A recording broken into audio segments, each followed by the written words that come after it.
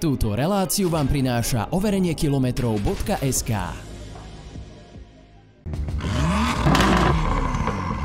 Vítajte pri ďalšom videu Buzmania.sk. Dneska je vedľa mňa Tomáš z TM Detail. Ináč tam je Audi S1, ktorú celý deň leštil a ešte deň predtým, ale to je zasa do ďalšieho videa. My tu máme teraz jednu takú, by som povedal, jemne jetú kapotu. Není už nová, ale podľa mňa nám názorne ukáže presne to, čo potrebujeme. A čo konkrétne ideme riešiť? Ideme riešiť to, že veľa ľudí sa pýta na bezvodné umývanie, na prípravky, ktoré sú určené na tzv. To bezvodné umývanie, že či si môžu auto umyť na ulici, hej, zašpinené, špinavé auto jednou handrou, jeden prípravok a umie si s tým celé auto. Čiže otvorím si nejaké zázračné vrecuško, v tom je jedna navlhčená nejaká servitka alebo niečo podobné. Buď tak, alebo je to sprej, ktorý si nastriekam na handru a vyutieram si s tým celé špinavé auto, hej. Paráda, no a tak sa pozrieme, že ako to teda funguje. Áno. No, máme rozdelenú kapotu na 3 časti, prečo?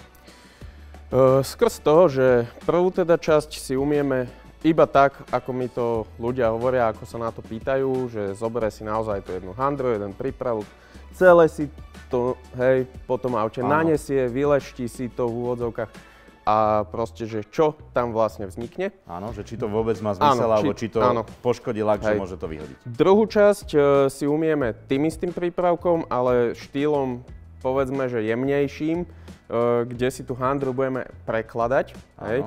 Ale jedna vec, koľko handier by sme minuli na celé auto takýmto spôsobom a či to je vôbec šetrnejšie. A potom túto tretiu časť si umieme klasicky vodou, šampónom, vysušíme a uvidíte sami, že ktorý spôsob je teda najšetrnejší. Dobre. Ináč celkovo k tejto kapote. Je to z druhej ruky kapota, čiže tu už sa šúpe lak, čiže túto hornú časť si nevšímame, budeme si všímať tú strednú časť, ktorá je ešte ako tak v poriadku. Tomáš ju predtým komplet celú vyčistil a preleštil. Áno, vyleštila sa. Takým jednokrokovým leštením, aby bola hladká. Viac, ale aby neboli tam tie najväčšie škrabance. Teda najväčšie ostali, ale také tie základné. Aby tam bolo proste vidno ten lesk a aby bolo na ne vidieť tie mikroškrabance, ktoré vznikajú pri zlom umývaní. Dobre, následne sme si ju nehali túto vonku postavenú asi tak, že dobrý mesiac, možno aj mesiac aj pol. Keďže tuto vedľa nám stavali novú budovu, tak tu bolo prachu, že až tu si nehal stať auto 5 minút, mal si ho od prachu. Takže všetok ten prach krásne na nej zostal stáť, potom ho rozfúkalo, potom napršalo, zasa tam uschol, rozfúkalo a teda. Takže myslím si, že tá kapota má dostatočne dobre simulovaný nájazd po nejakej ceste, podľa mňa aj v zime, alebo saharský piesok a neviem čo všetko možné. A teraz vlastne sa Tomáš zasa pustí do toho leštenia a uvidíme, aké budú výsledky.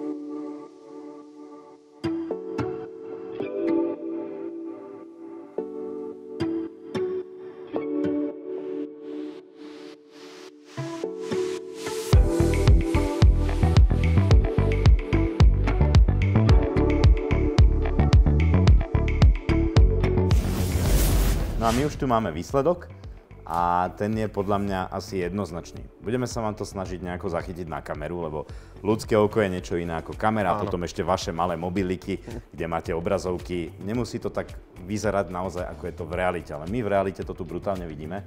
Táto strana, tam sú škrabance, tam sú letokruhy, hocičo. Je to úplne že šokujúce, keď človek zobral len servitku a poriadne si to tam zatrel a zašpinil a zalisoval do toho laku vlastne. Ešte jednu vec ale musím povedať, že väčšina tých bezvodných produktov obsahuje rôzne vosky a proste silikónové nejaké vrstvy a tak ďalej, ktoré zamaskujú tieto veci, hej. Čiže ja som ešte tie dve časti, ktoré som očistil tým prípravkom, odmasnil.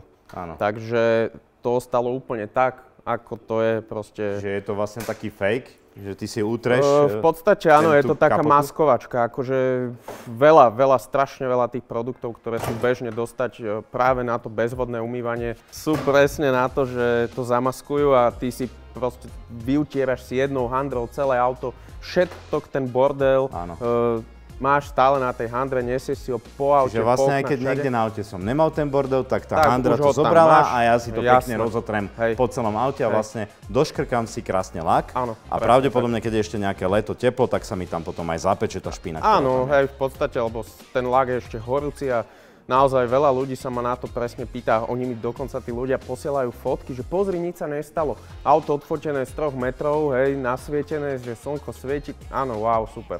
Lenže prídeš, nasvietiš si to potom umyté, pekné a ten človek zhrozený, že čo to tam je. Áno. To je z toho umývania bez hlavne, vody. keby ten človek aj priniesol si to auto sem k nám, pod tie naše svetlá, ktoré tu máme, tak tam hneď vidíš absolútne každý nedostatok a bolo by to, že brutál. Áno. Potom tu máme samozrejme tú druhú časť, ktorá vyzerá troška lepšie, ktorú som iba vlastne stiahol tak tým prekladaním handry, ale tiež, no použil som na takýto kúsok jednu celú handru, takže koľko by som ich potreboval na, ja neviem, nejaké SUVčko napríklad. Sakranesky veľa, to už asi finančne sa neoplatí vôbec.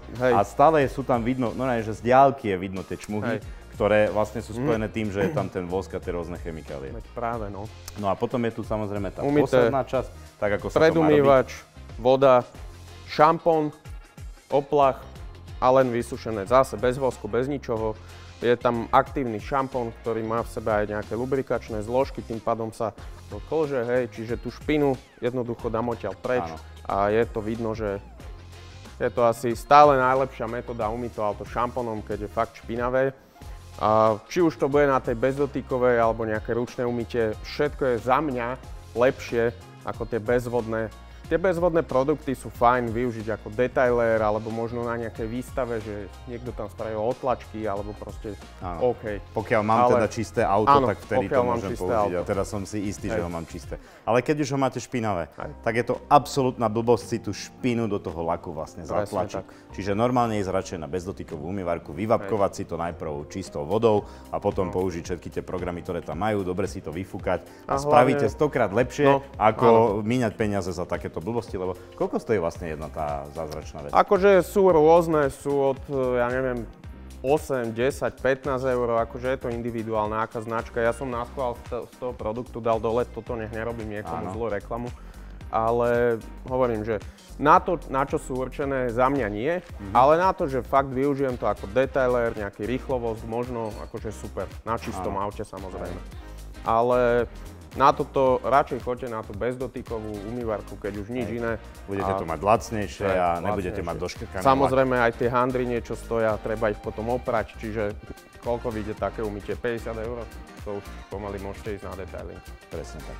Takže ak vás takéto informácie zaujímajú, napríklad takéto testy rôznych výrobkov, tak ľudia nám to napíšte dole do komentárov, určite sa na niektoré z nich pozrieme a budeme sa vám snažiť takéto videá zasa dodať. Presne. A ak sa vám tieto videá páčia, tak nezabudnite dať like a odber na náš kanál a vidíme sa pri ďalších videách. Čaute. Čaute.